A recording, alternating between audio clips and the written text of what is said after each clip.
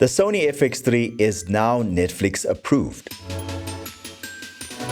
This information became known as soon as the version 2.0 firmware update was released, and then the camera was added to the Netflix list of supported cameras that can shoot 4K. In a previous video, I did mention that I think that the A7S III is not going to get this update, and with this information that was released about Netflix and their updated list for supported cameras, that further cements the sentiment that the FX3 is entirely a different camera to the A7S III. So the dedicated camera production guide is available on the platform's partner help center, but I made it easy by including it in the description down below so you can go check it out for yourself. Just as a reminder, the latest update to the FX3 does add support that is specifically dedicated to cinematographers, which includes support for CineD workflows, custom LUTs, as well as timecode sync. Soon after the release of the firmware update, the FX3 was then added to Netflix's list of supported cameras that shoot original 4K content, and their whole entire guideline was based off of this firmware update, which includes guidelines for recording internally in 4K UHD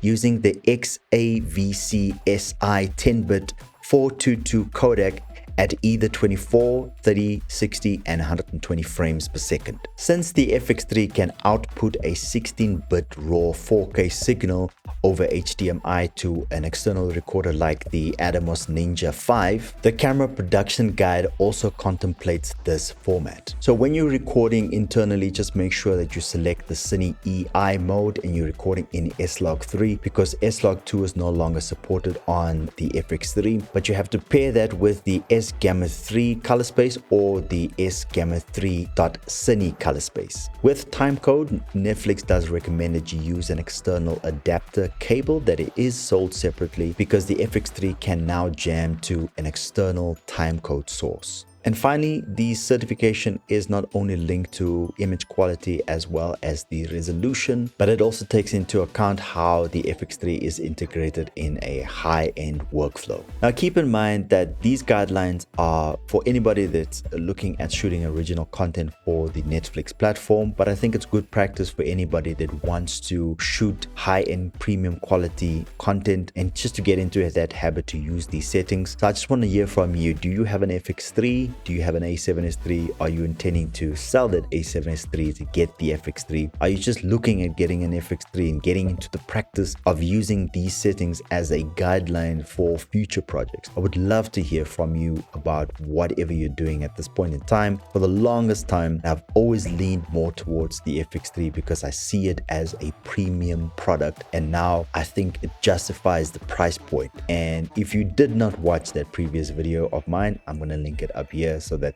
it makes a lot more sense.